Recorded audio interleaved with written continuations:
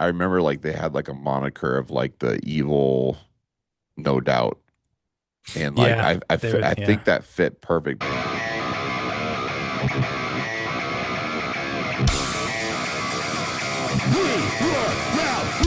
All right, what's up, dude? We are What's happening? back. We We are are back for another episode. Yeah, for sure. carrying along like so I don't recall what episode we're on now, but we're starting, well not starting. We've been doing this piece where we not necessarily review an album, but we definitely like to talk about it and bring things to Mhm. light because we're curious chaps and we like to know, the ins and outs. We do know our own, processes and stuff that we did back in the day. And so it's neat to Yeah. see, the behind the scenes of what other people went through, when they made their albums and kind of the aftermath of that. And so today's pick, we decided to go with a near and dear band to you, especially Yeah. DC, because I've Yeah. known you for a long time and you introduced this band to me, a long time ago. And I'm like, man, these guys are freaking cool. And you Yeah. just don't really hear about them. And which No. is really a waste. There we go. There you go. So yeah. So today we're going to talk about Human Waste Project and their Yeah. E-Lux album. So Yeah. It's I grew very, very fond of this band from a very young age. And they were kind of a one and done, unfortunately. yeah, They I think their demo that they were shopping got a little bit more notoriety than maybe the record did. sure. They were, in and around that, Southern California, early 90s kind of punk metal scene, and um, they were kind of keyed into that whole thing. So they were Right. friends with Ross Robinson. They were friends with Korn. They were friends with the Totally a part of the Deftones. And scene. Yep. mm-hmm. Yep. And that's, as we've come to really find out, can really advance your career rather Absolutely. quickly. Absolutely. Yeah. If you know Ross Robinson, especially back then, and Mm-hmm. he liked your stuff, you were on a rocket ship. Mm-hmm. Yeah, absolutely. And having it I'm sure it helped just a little that they had Jonathan Davis on one of the songs, Probably on a the little song bit. This Town. Yeah, from Yeah. the demo that they were shopping, which, Right. if memory serves, Ross actually helped with the demo too. So it's okay. You've got some names attached to you already. Yeah. You know, it's probably going to work out in your Nice favor. to have on And your resume for sure. yeah, Yep. and I remember as a teenager growing up in the early 90s in Omaha, Nebraska, those kinds of those demos were not easy to get your hands on. Right. And I had a buddy who got his hands on it. I don't know how, but it was a cassette. I mean, remember, this is the early 90s, Right. CDs were Right. just becoming a thing. That's how old we are now, unfortunately. But And um expensive. They were yeah. very expensive. And CD players, oh my gosh, you got to be Oh yeah, forget rich. about it. Yeah. Yeah. Oh yeah.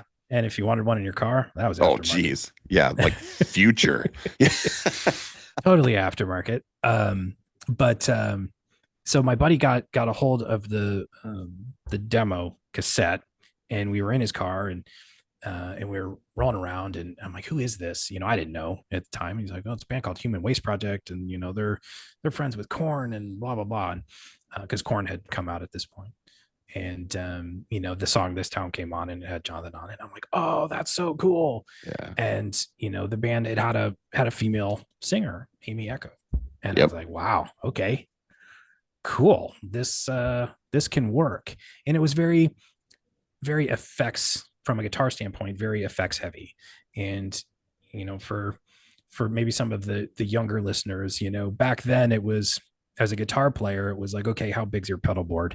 It was kind of Right. a, maybe a, how big is your, Right. um, Well, you kind of but needed, you're kind of like the guitarist room was like the scientist of the band at that time. You know what I mm-hmm, mean? It wasn't just about yeah, like how good you were, writing yeah, licks or whatever, or creating riffs and stuff. It was about like, okay, what tools do you have laid out in front of mm-hmm, you? And it's, you have a guy showing up with like 4 foot pedals, or you have another guy that yeah, shows up with 112, and you're like, okay, that guy's better. It's like, is he? You don't yeah. know, we'll find out.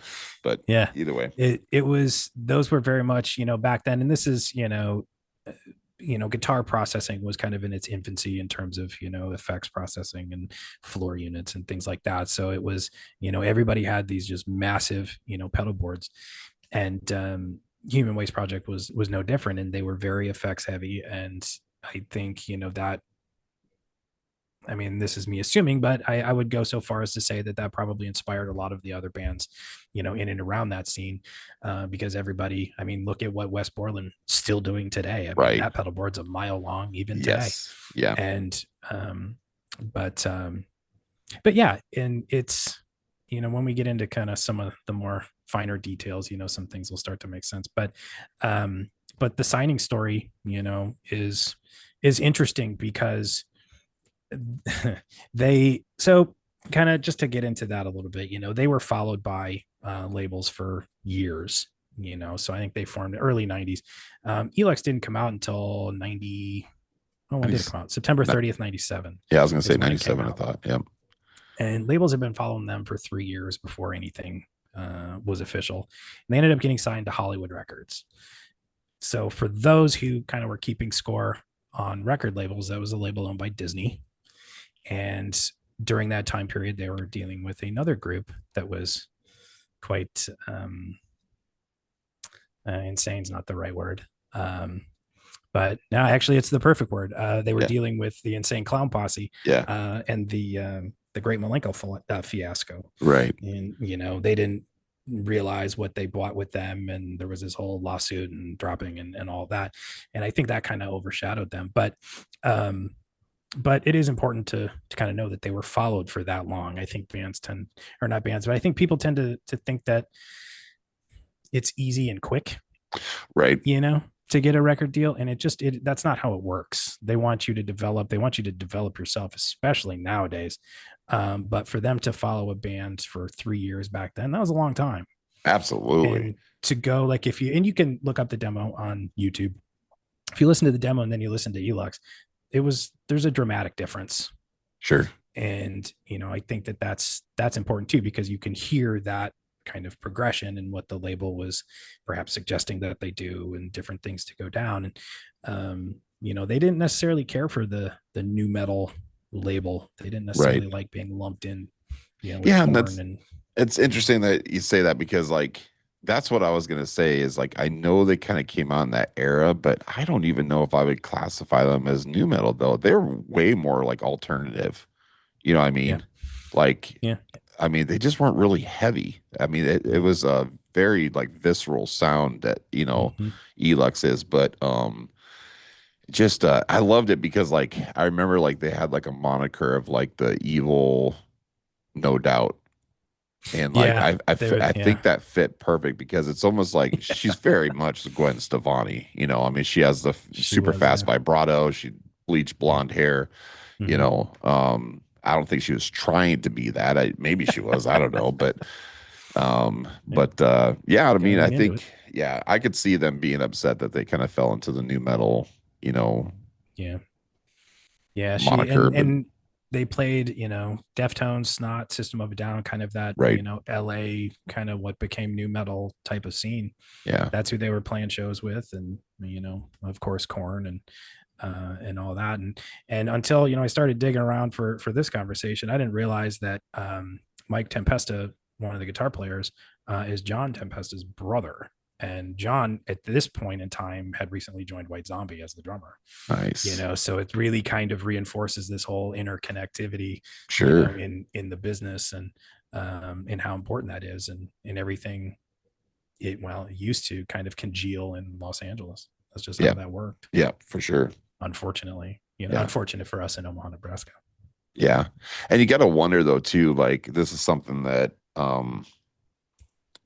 especially in the Midwest, I would say is having a band follow or having labels follow you for 3 years is got to do something with your just your mindset and capability when it comes to writing and performing because what I'm getting at is like I think oftentimes, bands they're always hungry and they're waiting Mm-hmm. for that time and they're daydreaming of the time they're sitting across the big Tell me table and about signing a piece of paper, saying like, all right, here we go, and I think oftentimes that bands have I mean, Slipknot, for example, they signed their Mhm. life away and did a Mhm.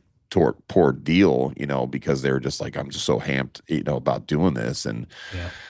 And but imagine though you're not signed, and imagine you have a hell of a buzz and it's not going Mhm. away. It's only growing, and you have a handful of, Jonathan Davis and whoever else, that, like you're plugged in. And so you're ripe for picking, and it. I would Yeah. imagine it has to do something to your psyche in a positive way, I would say, because it's got to grow your confidence, but on another level, it's almost like, does it get you to almost that sophomore record without having your freshman record? You know what I mean? Where Mhm. you're not Yeah. able, because when you don't have that hunger on that, so many bands, dude, their first album is way better than their second. Right. And so, like with what you're talking about, their demo being arguably better than E-Lux, you almost wonder if that was part of that. Sure. You know what I'm Yeah, and I saying? think that they were, kind of perhaps falling victim to what the industry was doing at the time. The Yeah. the new metal thing was starting to become very, very popular, and they were trying to replicate it with pretty much everybody. So I'm Right. sure that there was some label influence there, and of course Ross, Right. producing Yeah. E-Lux, you kind of have the godfather of new metal producing your record. It's probably going to sort of lean in that Yeah. direction because For it's sure. it's heavy, it's heavy punk. Like It that's, is heavy you punk. Yeah. know Yeah. which I really like about it. And there are some new metal tendencies in there, which I think Sure. that's what kind of skewed it into Yeah. the genre. But and it's unfortunate that it was one and done. They broke up shortly thereafter. Their touring was done on the record, which was unfortunate Yeah. because Because then did they get dropped by the label, or no, no, no? What was it? Like they were kicked off a tour or something? I can't remember. What was it? Like because they just dropped like abruptly, wasn't it? yeah, I think it was mutual. I Okay. don't quote me on that. I know that Aimee was kind of done with it Yeah. and wanted to move on. And you know, sometimes and I how do I want to say this? And so when you're in a band and you're writing music with a group of people, it can be a very explosive kind of relationship, Oh yeah. and you have to be very careful with it because if you don't, it'll blow up in your face. Hmm. And because you're creating something that is not tangible, it's not, you don't know where it's coming from, you don't know where it's going, and everybody's kind of doing their best to kind of control it to a certain extent. Sure. And when you're creating this thing, it's easy for folks to kind of gimme kind of thing and start taking credit for things that maybe they shouldn't, that kind of stuff, right? And when you're not careful with it, it can explode. And I think that that's kind of what happened here. But sometimes those are the best records, that it Right. was so volatile. It's like, I think I've referred to it as kind of like a chemistry set before, Yeah. like the band's instruments is a chemistry set. And it's like you're mixing all these different chemicals together, and it can explode in your face. And Sure. and I just think that maybe they were not so careful with it, and it exploded. Right. But I love this record. I can't recommend it enough. And there's another thing that I found out um, recently too that I never knew. And I'm not one for kind of the soap opera thing, but this one kind of got me because I was like, huh. So I found out that the song "Need to" off Korn's debut record was about Aimee. Really? And I went and I'm like, what are the lyrics to that song? And I went back and I looked at the lyrics. I was like, oh, okay. And I went and I found an interview from Jonathan where he's like, yeah, we were never a thing, but I No wanted to be kind of kidding. a thing. And I was like, wow, okay. Can you imagine like you have the mom and dad of new metal? No Um, kidding. so that was kind of wild. And Yeah, I'm like it's reading always, through the lyrics right now. That's yeah, crazy. right. Yeah. And I guess she didn't Whoa. know. Yeah. I guess Little she didn't little know until, stalkerish, bro. yeah. And I Jeez. guess she didn't know until he never told anybody until that particular interview that I read. I think Dang, it was from dude. like 5 years ago. Um, but she's long been married. She's Sure, actually married yeah. to the drummer in Bad Religion. Oh, is it? Is she really? I didn't know that. mm, yeah, when Brooks went to avenge Sevenfold, his name's Okay. Jamie Miller. Um, and he had played, who else did he play for? Um, I don't know. theSTART, Aimee. So, but we can get into that in a little bit. Yeah. Yeah. Um, but since they were working with Ross, clearly it was done at Indigo Ranch, which again, home base for new metal. So, I mean, if they were trying to stay away from that, Sure. you're really leaning into it. Yep. You're going to get those guitar sounds. You're going to get that kind of production. And they did. It's a very new metal production. And I was thinking about this today, and tell me if you agree. I was listening to Human Waste Project and another band from that time period. And then I was listening to a new band called Fox Lake. If you've never heard Fox Lake, you I've should listen to them. yes. Yep. I Yeah, have. I I'm really enjoying that band currently. Yep. If you listen to the production on those records from the late '90s, early 2000s, um, the instrumentation is mixed together to kind of form one sound, Yeah, I was gonna say an overall right? sound. Yep. Hmm. Where now everything is separated to the point where you can hear the bass drum crystal clear, you can hear the guitar crystal clear, the bass crystal clear. It's not one cohesive sound. Correct. So I started thinking about it. I'm like, maybe that's what made some of these records so good, because it was kind of this one cohesive thing, instead of like, okay, I hear the guitar over here, I hear the vocal melody here, I hear the bass drum here, you know what I mean? Right. And it's like, okay, now I'm going to analyze that bass tone, I'm going to analyze that Yeah. guitar tone, where back then it was like, okay, that's one sound and it's brutal. Right. Yeah. You know what I mean? And I think Yeah. Ross was king at doing that. Oh, Am I on the right absolutely. track I with think that? you are for sure. I mean, Okay. and I've definitely noticed that shift in music, Mm-hmm. for a while now. And I've said the same thing almost verbatim is that, you know, when you eat cake, it's got a whole bunch of elements to it, but you enjoy it as it is, right? And Mm-hmm. different things can add different flavors to it and stuff like that, but Yep. it's still cake and it's outstanding. Now you put all those ingredients by themselves and they might be delicious by themselves or whatever, or really gross by themselves, but Yeah. mixing it all together is what makes it so pure and so good. Yeah. And that was the intent of what that is. Mm-hmm. But you're right though, when you separate all those pieces and you're put them on there, it's very, you know, dare I say, volatile with, if you put too much, pull the bass up a little bit too much, it changes that overall sound, or you pull Yeah. the drums too far, or you pull the vocals up too much, or whatever. It can be dangerous, because you're really playing with Mm-hmm. fire.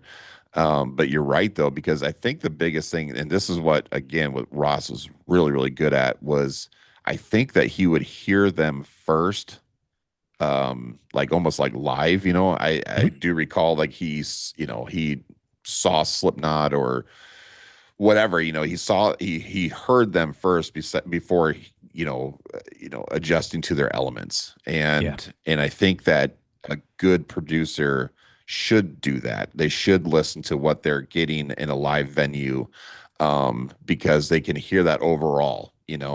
And uh and I think that that's something that he was really good at, because I think he tries to Yeah. replicate that, on his recordings, because he would just do some crazy stuff, man, like putting Mm-hmm. stuff through foot pedals, you Yeah. know, just to get an overall sound, a very dirty sound or something like that. It's like, I really Yeah. want to get this. And then he'd tie this to this and daisy chain that to that. And boom, there it is. And it's like, I Yeah. got it. And it's like, he's a mad scientist for sure. But you're right, though. I think Yeah. when you separate those elements nowadays, it's really tough Mm-hmm. to, put it together and have that great Right. cake. Yeah.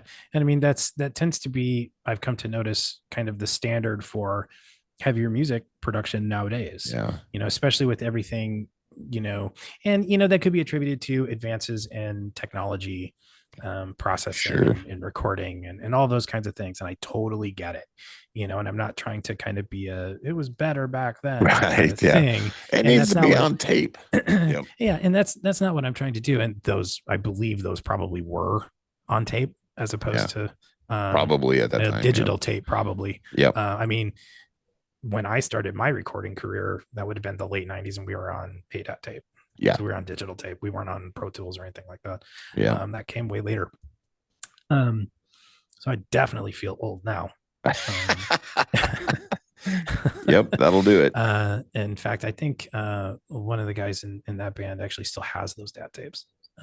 Nice. Don't know what we'd play them on. Sure. Yeah, exactly. What And are I you have gonna to hit do? reverb for a ADAT machine, but um, Yeah, that's I funny. totally got sidetracked there. What were we talking about? But yeah, I think, just, modern heavy music production has gone that way, and that's the focus. It has to be like the best drum tone, the best guitar tone, the best bass tone, best vocal tone and Right. performance, all of those kinds of things. And I think what another thing Ross was really good at, and what happened on a lot of these early new metal type records, it was the performance. It was the, you know, sum of all of the parts. It wasn't, I'm going to mix this into, I'm going to make sure everything stands out in the mix. It's like, well, Yeah. no, like take bass, for example. Most of the time it's meant to be felt, not heard. Correct. You know what I mean? It's like Yes. you notice when it's gone, but you don't necessarily notice that it's there. Exactly. Nowadays, it's like, okay, how can I get it to where it peaks out? Yeah. Right. Like peaks out right here in the mix, and you can hear it, and you're like, yeah, that is a gnarly bass tone. Right. And it's like, okay, some circumstances that's cool and can add to it, but you know what I mean? Depending on what Sure. kind of music you're Absolutely. playing. But like with the modern new metal stuff, um, it's like I hear that and I'm like, okay. But if you take, I mentioned Fox Lake earlier, they have a tremendous bass player. Mhm. Um, he's really good at kind of going in and out of the mix. Right. When the bass When it stands needs out, I it. mean, a Yep. boost, whatever he's Sure. turning on, and you hear that tone. And there are some songs that they have where he's the lead, like it Right. is a bass driven song, which is kind of cool. But I always go back to like Fieldy too, I you was know. just gonna bring up Um, Philly. Yep. yeah, and it's like that was a whole different style of bass playing. But when he needed to be out front, he was. But when he didn't need to be, he wasn't. Yeah. And I You feel know. like Ryan Martini is the same way from Mm-hmm. Mudvayne. Oh yeah. He was, and again, I really think it depends on, how do I put this? So if you start a band and you join these characters to the band, characteristics to the band even, Yeah. and the bass player is just a bass player. I mean, you're gonna hide him in the not. I'm not talking aesthetics or anything either. I'm just saying, if he's just a backing structure to the band, then that's where it Mm-hmm. should be. But if Yeah. you're lucky enough, you get a guy like Fieldy or Ryan or something like that, and they're Mm-hmm. just a god on that bass player. Mm-hmm. You're on that bass. You want to have them more up front because Yeah. it does, add to the incorporated sound of what it is that you're doing, but you also Mm-hmm. write to that, if that makes sense. Yeah. But if Mm-hmm. you write in a room, because we all do, I mean, that's where it all started from, was jamming. And if you're Yeah. writing in that room and you're getting that sound and you're like, okay, you're writing a song based on what you're hearing in that room, and then you adjust from there. But then you go to a studio and then all of a sudden it's like George, your bass players like, hey, I want more of myself in Mm-hmm. the mix because I don't hear me, and I Right. contributed, and I spent a long time coming up with these Yeah. notes and these fingerings, and it's hard, and especially with everybody in the creative field, it's like I worked really hard on this. I want to be seen. Right. It's hard to be like, well, I'm just going to be in the background. Yeah. So, but And I think the thing with, especially with Ryan, from Mudvayne, I shouldn't say I didn't necessarily know what he was doing until way later. right, You know what I yeah, mean? till you're a full grown And ass adult. I'm like, he was doing what on those songs? Right, dude. And sure enough, Yeah, like I would watch, playthroughs that he did, or, other people are doing. And I'm like, what? yeah, What? I had no idea, because it was recorded and mixed in such a way that, yes, it was all there, but it was mixed to where you didn't notice it unless you were listening specifically for that one thing. And I think that represents intent. right. And I think that is something that is a little bit lost in more modern production, you know. But I mean, when you're working with somebody like Ross, that's a whole nother level of psychology in Yeah, terms of music production. There's a lot more going on there cerebrally, right. when you work with him. And I think that's why I'm a huge fan of his work, even with his work with The Cure. I think that's one of Oh my yeah, favorite Cure records, outside of Paris. And he elicits a response from you as a musician, which I don't think many other people can. And that's very special. And with nu metal being a genre that was highly emotional and just volatile anyway, Yeah. he, with bands like Human Waste Project and with Korn and with the Deftones, that's why you got those vocal performances, and with Slipknot especially. I mean, and you can go in now and or go to YouTube and look up those recording sessions. Everything was filmed, and you could see what they were doing, and it wasn't pleasant, Right. and but that was what they did to get those. And again, kind of pulling this into the future, or into present. I think that level of production is a little bit gone. Right. I don't know how deep Ross is going anymore. I'll be perfectly honest, I haven't listened to some of his newer production work, um but yeah, I think it was just something I noticed, and I actually kind of A beat it. I'm Hmm. like, okay, Human Waste over here, and I also kind of reference Crossbreed because that's another one of my favorite Sure. bands from that time. Yeah. To Fox Lake, and I'm like, okay, I hear what they were kind of doing, Right. and on one hand, I get it, but on the other hand, I really liked when it was this kind of Correct. cohesive whole. Yeah. Um, Well, and that's again but where the technology gets in front, and mhm. it kind of, I don't want to say it ruins stuff because again, it really makes us sound old, but I mean, if you think about it, things are too clear now, I mean, it's like, Yeah, yeah, there's, and this is what's great about E-Lux is that, like I was saying, it's just like this very visceral sound of yep, just, it's just trashy, and yeah, it doesn't sound like somebody put a lot of time and effort into it, but a person who is got a strong music sense can actually see like, no, this is actually a piece of art because the way that it's it's an overall sound that yeah, is carried through the entire album, but done in a way that is, it's, I mean, I hate to say it and sound cliche or whatever, but it's kind of like just like it's just like beautiful chaos, I mean, it's just like yeah, yeah, it's not polished at all, and right, I love that so much, and but it only works mhm, for certain bands, right, I mean, now you listen to like EDM music or stuff like that, anything electronic, it's super mhm, clear, it's very yeah, crisp, very clear, and it yeah, it needs to be intended for that to sound like that. And but mhm, with something like this, it's like that's how it needs to be. And imagine yeah, now you have these different parts of this with the technology that's out today, and then just the way that people write music now is I'm in my bedroom or I'm in my studio yeah, or I'm here and I'm mhm, doing my pieces, and then we're gonna layer all this together in a yeah, computer, and it's like it's gonna be a song, but could it be as good as if you were all mashed together and right, having that overall sound? Because that's, to me, that's the whole purpose of a band, mhm, is it's a band of saying this is who we are and this is what we do. This is what we right, sound like.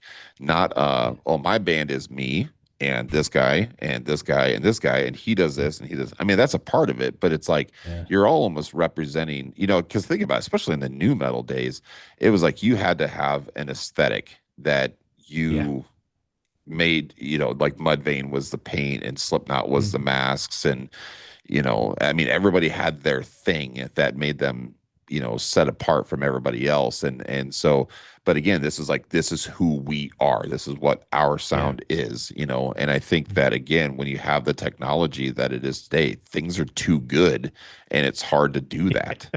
yeah, It's really hard to keep it all in one bowl, right, yeah. And I think that technology has come so far that it has um, it's kind of taken away from the individuality of the performance and the uniqueness of the performance. We won't even get into auto tune, but I mean, you have Right. you have pitch correction. You can adjust things so minutely in terms of wavelengths to where it's perfectly on, but it's like when it was slightly off, that's what gave it personality. And it's like Dimebag used to say that all the time.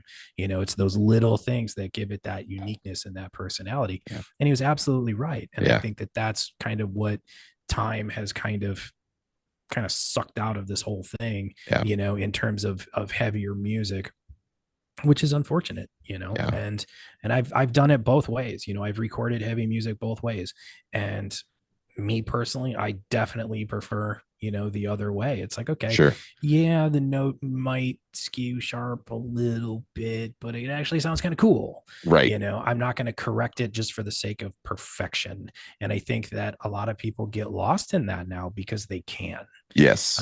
It's that opportunity has been afforded them Yeah. to them. So they do it. They can sit in their room. And I'll be honest, I'm sort of guilty of it too with certain things.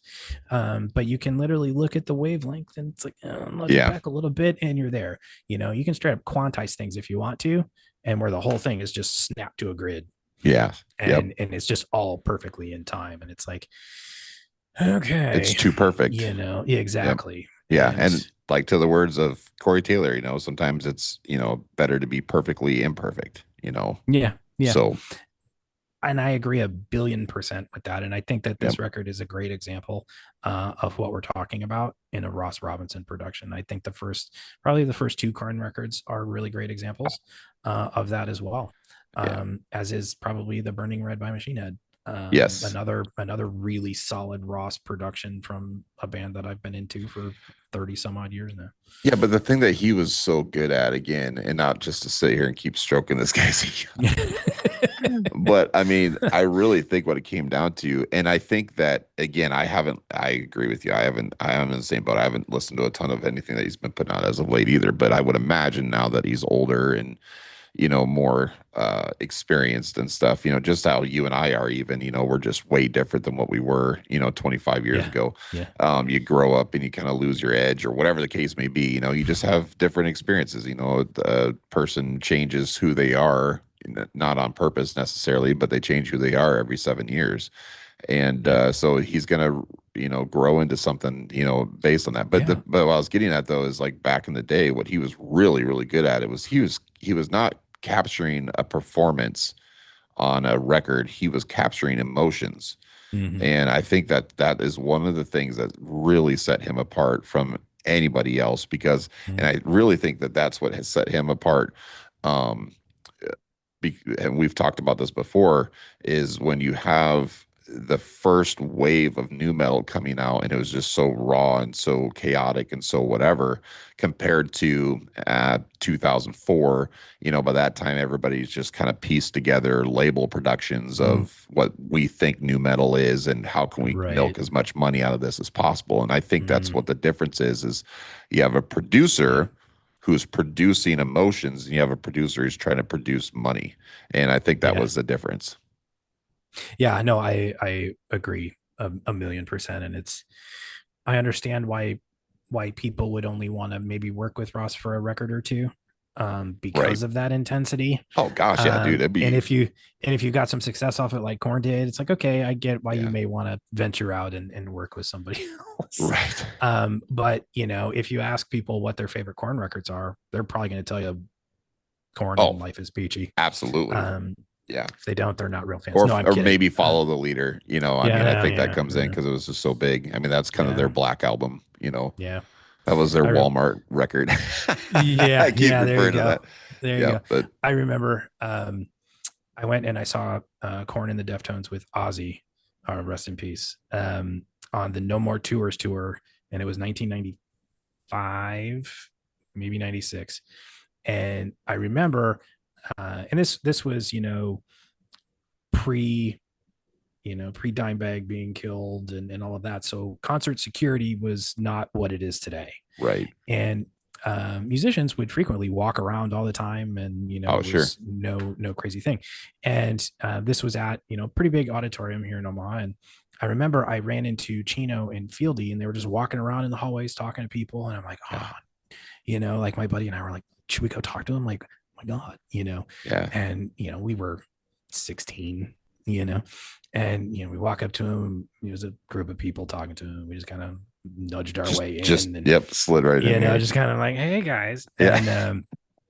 and I think it was towards the end of the tour, And I remember, somebody said, "When are you guys going to put out a new record?" And Fieldy was like, "Oh yeah, we already got it done. It's gonna come out really quickly." I'm like, "Oh, whatever."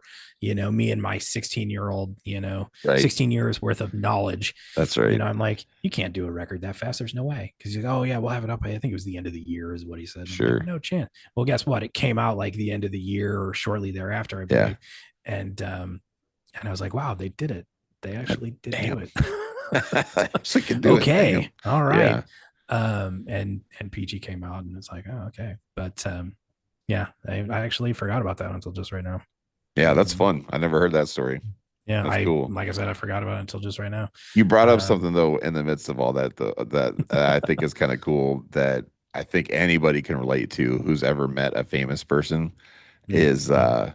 you have that empathetic thought of God, do I want to talk to this person because am I going to Right. look like a dork? Am I bothering them? Or am I, you have all these emotions run through or Yeah. inside you're going, you know, like I want to Yeah. meet this guy. I want to, Yeah. shake his hand, get an autograph, take his picture, be his best friend, Right. and but then you're just like, oh geez, do I even approach him? Do I, Right. that's just I hate that feeling.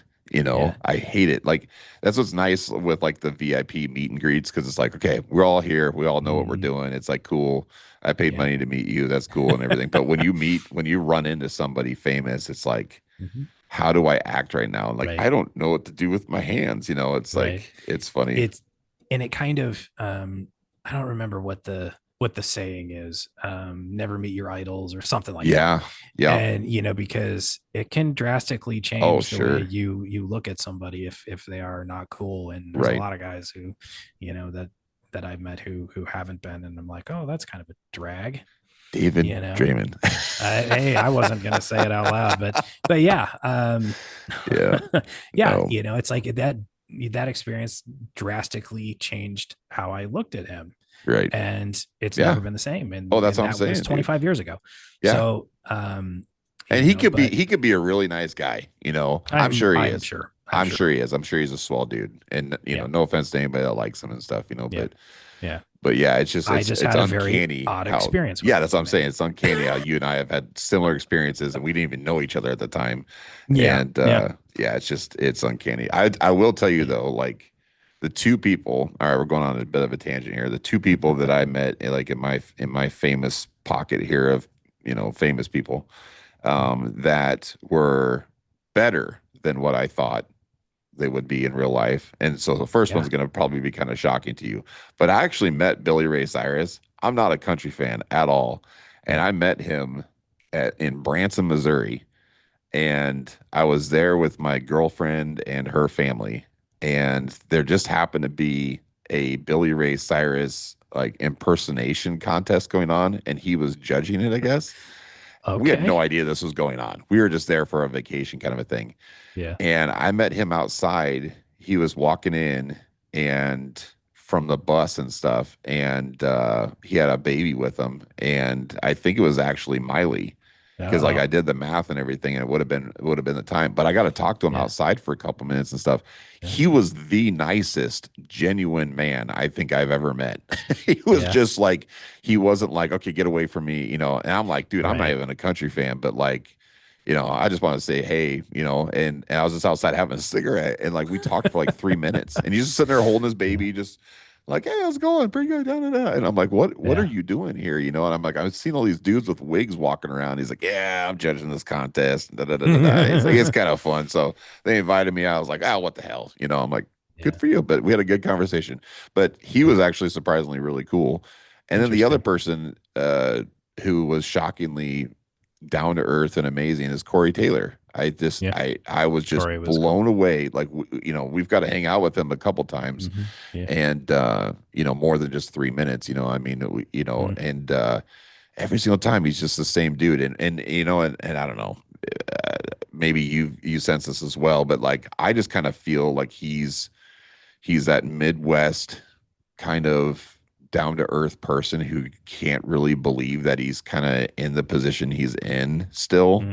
I think Yeah. I still get the sense that he's like still kind of pinching himself. Like this isn't me. I'm not this big extroverted, like, metal god Yeah. kind of a thing. And so I feel like he kind of puts on a mask a little bit, but I say all that in like good stuff, in a good way, because Hmm. he's like behind the scenes when you're talking with him, he is just so kind and so nice. And Yeah. he has no problem just sharing some of the most, you know, deepest stories of his past, It's just to be true. Yeah. relatable. And Yeah. like that is so cool, Yeah. because there's so many people out there in especially in his position, that would just, Yeah. it'd be so easy just to be the biggest dick in the world. Yeah. And it says a lot when you reach a certain level in the industry and you come back for others Right. in other bands, Yes. and he did that, and not a lot of people do that. No. They get tunnel vision. It's like, okay, this is my career and this is what I'm doing I now. knew I was I gonna be I this, and yeah, I can't everybody look get out of my back. way. Yep. Yeah, failure was never an option and this was always going to happen and I manifested this, you know but but yeah, you Yeah. know Corey is definitely, in my experience with him, has always been very Yeah. down He's to just earth swell dude. and very cool. um Outside of Corey, if I had to, off the top of my head, the one, and it wouldn't be surprising at all, is Sonny from POD. It's probably one of the nicest guys I've met. um just a nice guy, genuinely nice guy. Yeah. Yeah. It's we did a festival with them, and way back when, and ran into him, back in catering, and um I think, if memory serves, he came up and he introduced himself. And I said, "Oh, hey, my name's Isn't Dan." that And cool? he's like, "What did you play?" Like, and I was like, "Yeah." And he's like, "What's your band called?" And I was like, "Downshift." And he's like, "When did you guys play?" And I'm like, "Oh, we played like 4 hours ago." Yeah. We like opened the second, no, it was the Yeah. third stage. It wasn't even the second stage. Yeah. We opened the third stage, and he's like, "Oh man," he's like, "I was gonna try and run up and catch you if I could." I'm like, "Oh yeah, it was, if I met you yesterday, sure." Right. Um, but yeah, that one's kind of stuck with me too. That's cool. And Wayne Static was also very Yes. nice. Rest in peace. Also too. Yeah, he's a good dude. He was a good dude.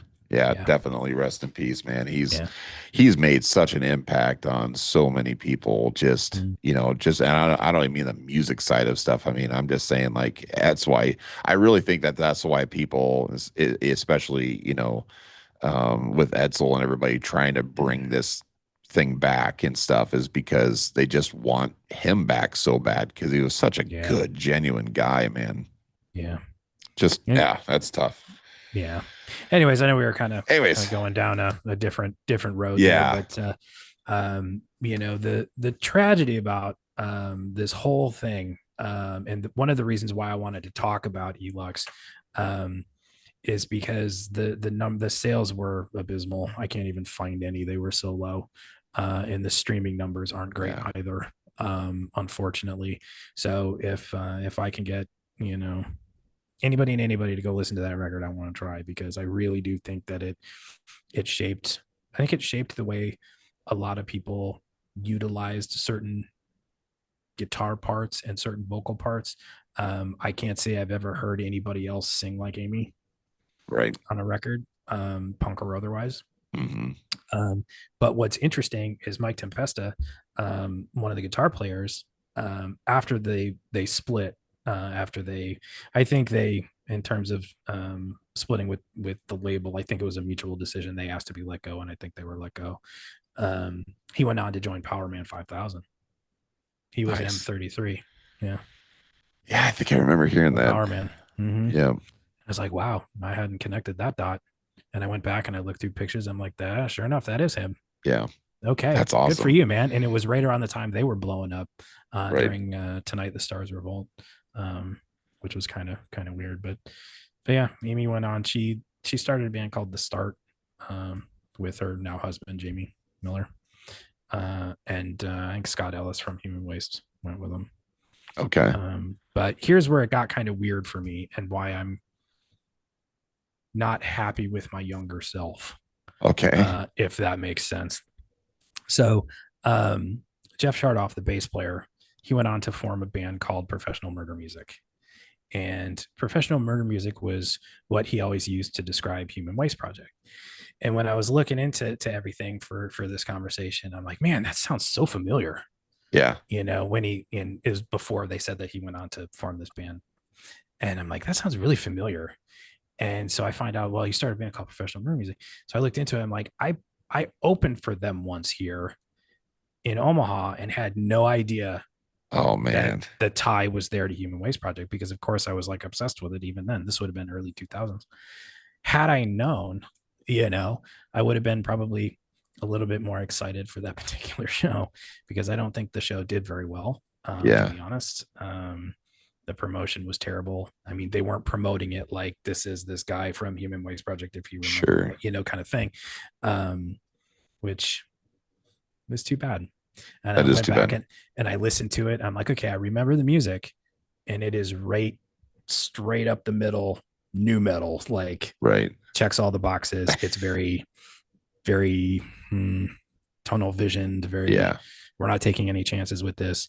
And he formed the band with um um what's his name? Roman Marisak. And he was, I guess, the original singer for Human Waste Project. And then he played guitar Oh, off and really? on. Yeah. Um, but yeah, so I found that out and I was kind of pissed at, That you didn't 21-year-old me. seize the day. I'm like, man, I probably would have paid more attention. I don't even remember if I watched the set, to be honest with you.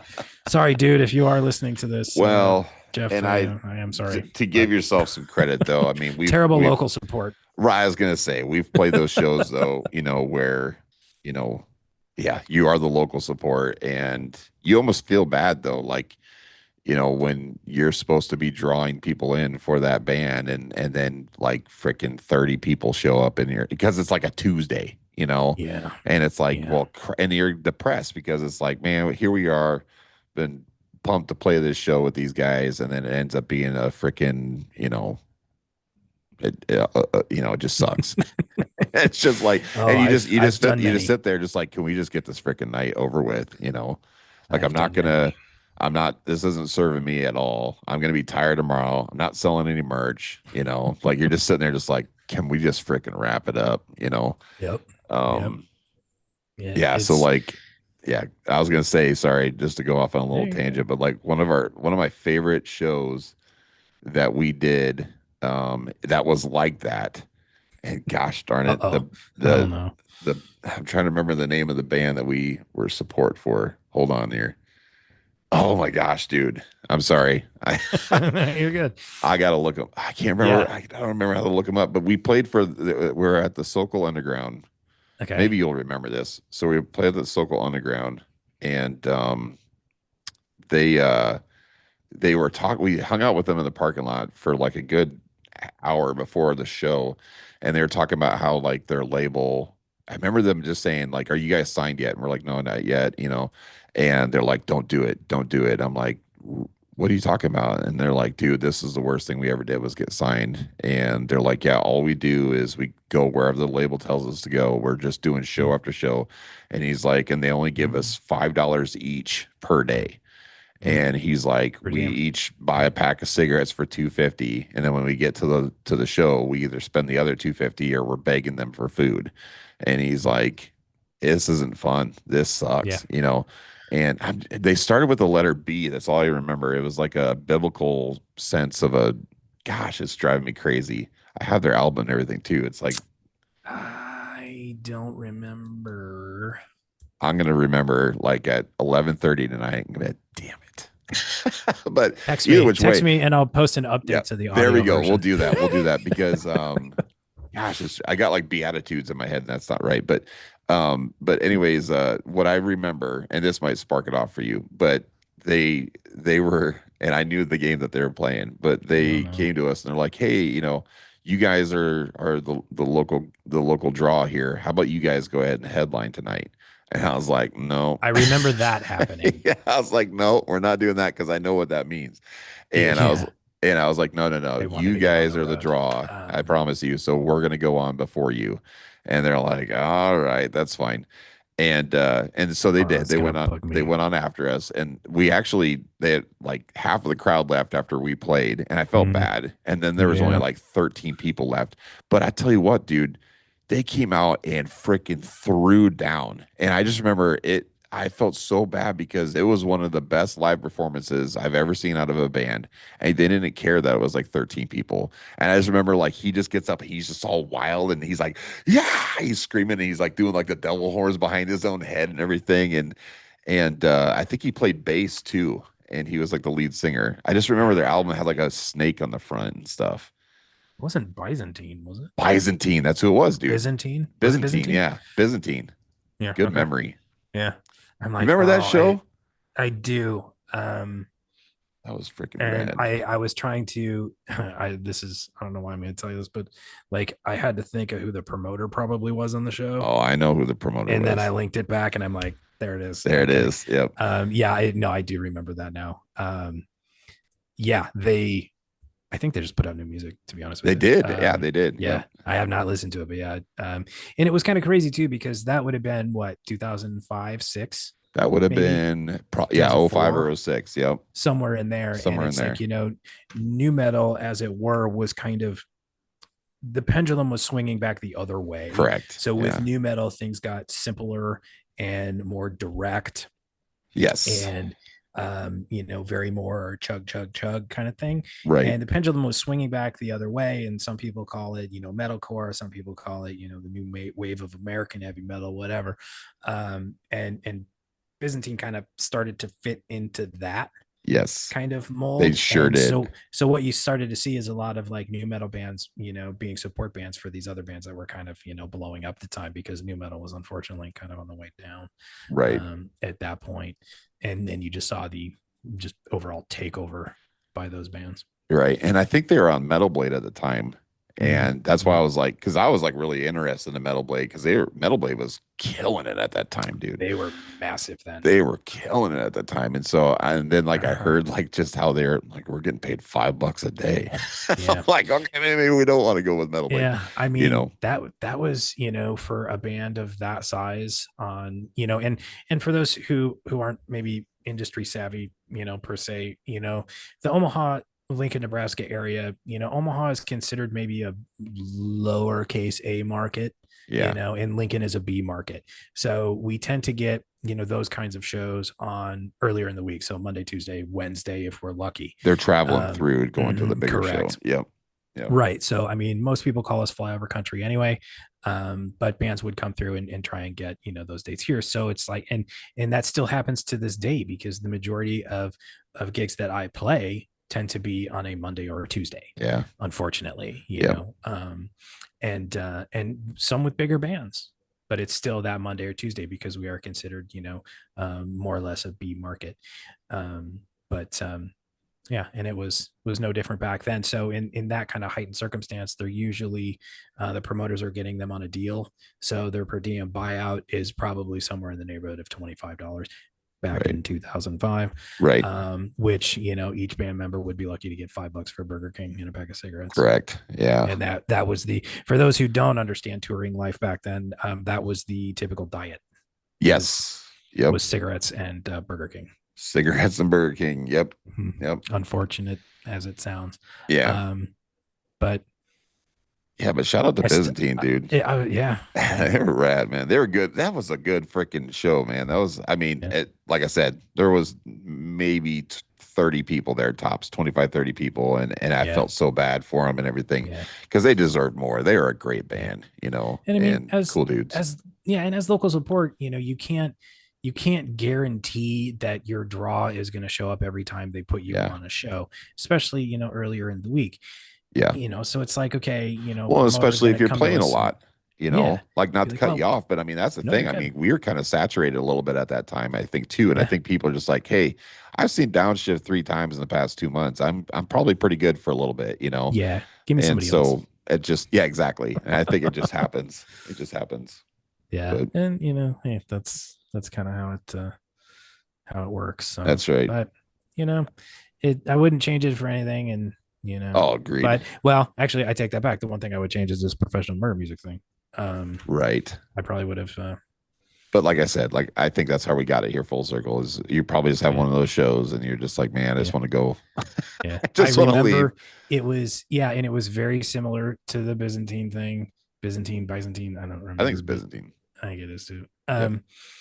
but same kind of scenario. Yeah. It was earlier in the week. There was no real promotion done on the show, and they were relying solely on the local support. I don't remember who else was on the show, but solely relying on local support. And again, to kind of give people an idea of how that works, it's like, okay, as and this is how it worked at the time, probably some variation of this formula nowadays, but you have to continually prove yourself to these promoters, so on a local level. So you get in with one, they put you on a Monday night show. If you bring a draw, then you'll get a Tuesday night show, and if you bring more people to that, you'll get a Wednesday night, so on and so forth, Yeah. right? And you work your way up, and that's exactly how it all started for me back in the mid 90s. Got put on a Monday, didn't bring anybody, said Right. I'm going to give you another chance, brought like 15 people or whatever, and you build it like that, and you ultimately you earn the Saturday show. Sure.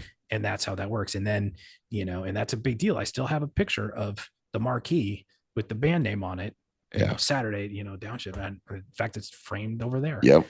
because that was such a monumental achievement, Yeah. for a local band, Yeah. and might be different in other areas. I don't know, but that's my experience with it. And and I think that kind of bringing it back to full circle a little bit. I think that's how it was working in LA at the time, and Human Waste Project was getting those shows with the Deftones and System and Yeah. Cold Chamber, and playing Ozfest, all those kinds of things, and touring with Cold Chamber. And it's like, well, when you play those shows, you're going to be called new metal. Right. Well, and So it's it's kind of like, weird because like that had to kind of mess with their psyche, and that's probably why they just got off. They're just like, we've been labeled yeah, this, and this sucks. It'd be like us, like, and no offense to style of music, but it'd be like us, and then all of a sudden they start throwing this with Garth Brooks and stuff like that, and it's like, what are you doing? We're not country. I don't even yeah, really like country. And so it would probably mess with you. Like I'm yeah, sure they had a lot of fun hanging out with the Cold Chamber dudes and all these other people, but they're just like, this isn't our crowd. We're like punk alternative, not yeah, metal people. And so it right, probably just got old, yeah, and I don't know. That's tough. But yeah, you're right though. I yeah, mean, coming full circle here, it's a great album. They're a good band, man. And yeah, they had yeah, everything lined up for them, and it just yeah. fell. It's. I'm glad we got the one record. Yep. I mean, if they ever felt Yeah. inclined, by Yeah. all means, if you did another one, I would listen to it. Amen. I mean, I think Amy's doing the start a little bit here and there. I'm sure the other guys. And Mike Tempesta actually works for Fender, believe it or Oh, not. really? He's in A&R at Fender. Nice. I'm like, man, Nice. if I played Fender anything, I'd try and hit the guy up. Be like, hey, I'm gonna fanboy out on you real That's quick. right. That's right. Yep. Hey man, it's like I remember, and this goes way back. I had an artist deal with Peavey, and my A&R guy at Peavey was Dave Ellefson from Megadeth. Oh, yeah. When the first time he split with Megadeth, he went to work for Peavey, and I'm like, I had to like pinch myself. Yeah. You're Really, like, am I okay. really emailing with Dave Ellefson right now? Yeah, that'd be And I'm crazy. like, yeah, I am. Weird. And then but Yeah, it is what it that is. fades anyway. That's right. Okay, so I want to start something new here, Yeah. and this is kind of something that Should I be scared? no, no, no, no. It's gonna be fun. It's gonna be fun. So I figured, this would be kind of a fun way to kind of like these album kind of shows or whatever you want to, not a Yeah. review, but I figure it'd be kind of fun because I think that everybody likes to talk about things that are relatable, and especially for the listener, I think when you're listening to your favorite podcasts and stuff, it's opening up something within yourself that you're like, this is what I wanted to hear. I appreciate this because I connect to it in a certain way. And so that's why I want to introduce this new segment, and I want to call it, where does this bring you? And so I'm going to ask you the question: when you think of that album, you think of the sound, you think of the album record cover, everything, where does it bring you? Like when you think of that day, that time, that moment, where does it bring you? Oh God, that's a fantastic question. So like when I hear it, where does my mind go? Right. The first thing that comes in your head, like, oh, I was driving in my car over Okay. at Yeah. such and such. Yep. I know, and it's yeah, and the song isn't even on the record, but it brings me back to that day in my buddy's car, smoking cigarettes, listening to their demo, Nice, dude. and we sat there, and he was so proud that he got it too. Um, and I mean, knowing how hard it is now as an adult, to get one of those because they're rare. Like if you have one, let me know. I would very much like to purchase it from you. Um, but yeah, absolutely. I mean, he had a big, what was it, like an Oldsmobile? Was it a Cutlass? One of those big, super long, Yeah. Like a two Caprice doors. classic or something like that. Or yeah. Yeah, and he um so okay, this is mid 90s, right? Sure. Everybody smoked cigarettes, right? Like Yeah. it was Not more taboo. common. Not No, it taboo. was Yes. it was very commonplace. Yep. Smoking sections on airplanes. Anyway, he had I don't know why I remember this, but he had rigged his ashtray on these two metal arms so it would come out further, so like people in the back could get at it, you know. Yes.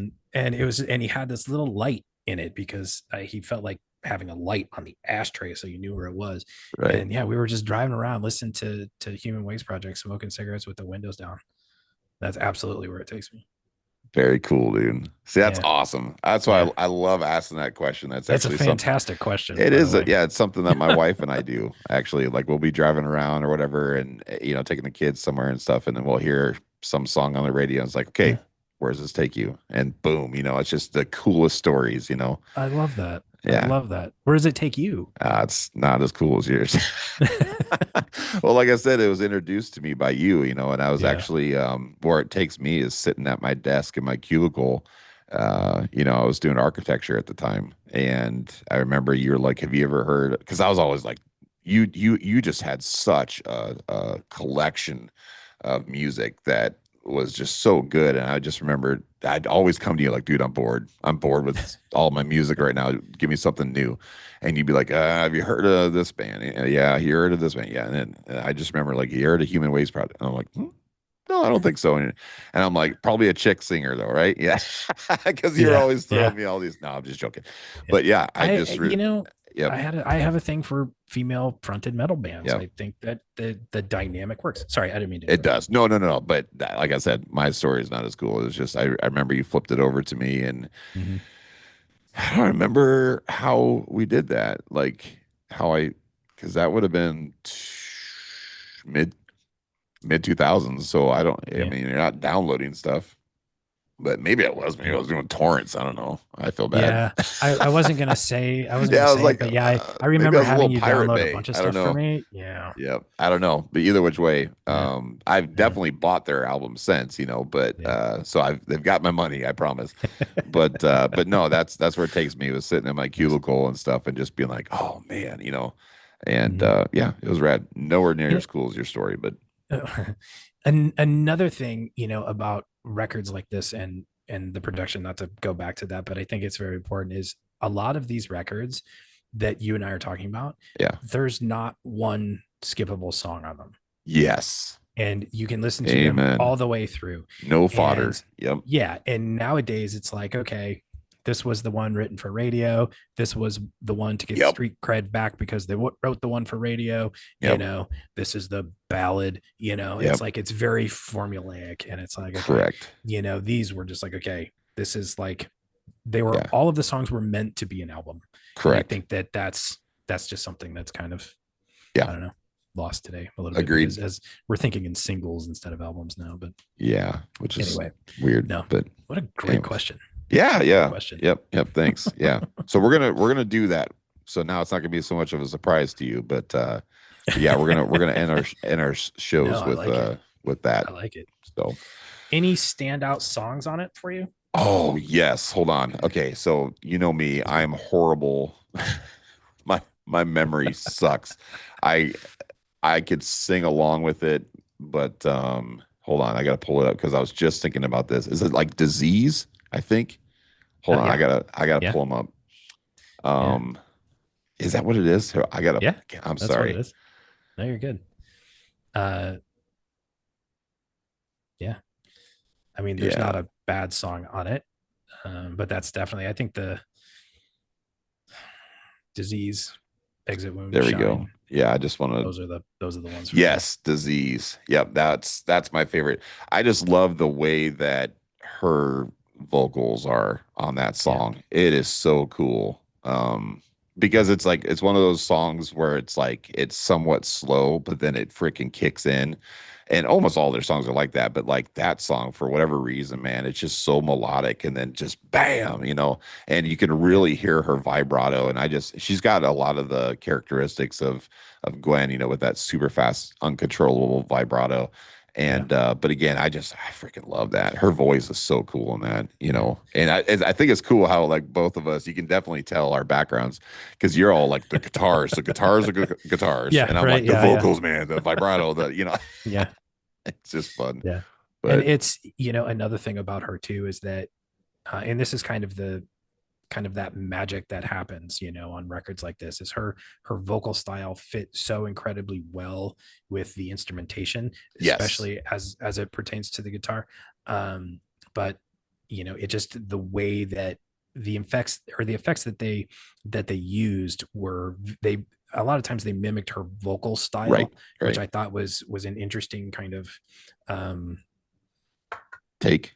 Yep. yeah, I was gonna try and, like, Yeah. No, I juxtaposition don't. is No, like the no, no. word, I but think I yeah. think you're right. I think and another band that did that very well. Speaking of women singers, is Flyleaf. Flyleaf did the same 100%. thing, man. That was 100%. so good. They Uh-huh. saw her voice as an instrument, not as the lyrics, if that Yeah. makes sense. I And would be they shocked if she was not influenced in some way, shape, or form by probably, Aimee Echo. yeah, probably, I would be yeah. shocked. Man, that's So awesome. yeah. Well, this is a good one, man. This is, Yeah, like I said, this record was a big one for me, especially in my musical incubation, yeah, if it good. were. Well, it definitely shows. I mean, Yeah. I mean, we're what, 10 episodes in, and I think we've talked about them a couple times already. So, and Yeah. again, for a band that doesn't even want to be labeled as new metal, and here we are on a new metal show talking about them. Sure bring them But up a lot. we sure bring them up. That's right. No, but I mean, they're good though, man. I mean, Yeah. so for anybody listening, if you haven't listened to Human Waste Project, as soon as Yeah. this episode's done, go give this record a spin because it Yeah. is good. You will like And it. and it's interesting, as I was combing through things, because the name was always like, why would you name your band that? That just seems so bizarre. Yeah. And they explained it in an interview that I heard, and it has nothing to do, like, your mind, at least mine, goes immediately to the human waste part Right. of the Yeah. name, and you're like, what is this? Is it like about poop? Like, what are Yeah. we doing? And but it's like, it's a reference to like the news, Yeah. and and that kind of thing. And it's like, oh, would have never gotten that That's had you interesting. not said Okay. something. I went 25 years thinking it was a poop reference. See, that's funny. So where I went with the name was I thought that they were I mean, I guess I never thought of it like that, but I've thought of it as like being a waste of life, you Yeah, know? and I Yeah. think that's where they were going with it. Okay. So I They were just picked up on watching the that. news when they kind You're of just connected that or something. you're just thinking about poop too much. I'm like, man, Maybe you just really needed to hey, go at the see, time. well, to be perfectly honest with you, I think poop is hilarious. That's So right. That's I'm funny. never one to miss an opportunity for a fart joke. There you go. Hey, Yeah. amen. So anyway, We are human. That's yeah, funny. yeah, All right, brother. awesome, Well, cool, man. awesome. That was a lot of fun. Yeah, Like I good to meet said, everybody who's checking us out, go give them a spin. You're gonna like them. Yeah. So, all right, 100%. Will not let you down. that's right. All right. Until next time, We'll see ya. we'll see you.